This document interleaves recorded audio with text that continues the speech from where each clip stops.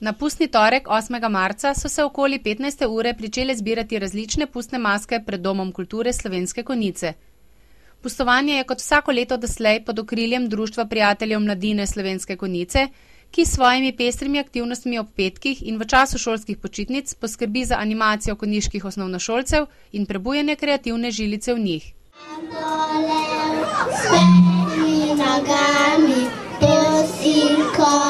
Morda pa tudi stroj.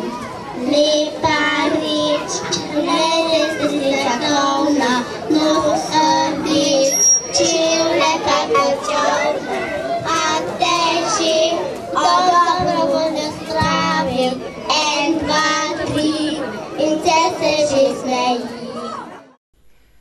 Vsaka maska je na pustovanju pred Domom kulture dobila krov in topel čaj. Podeljevali so tudi nagrade za izvirne ali doma narejene posamezne, skupinske in družinske maske. Pestro dogajanje je pričela godba Napihala, ki je maske zbrala v povorko in jim z ritmi koračnic dajala tempo veselega rajanja.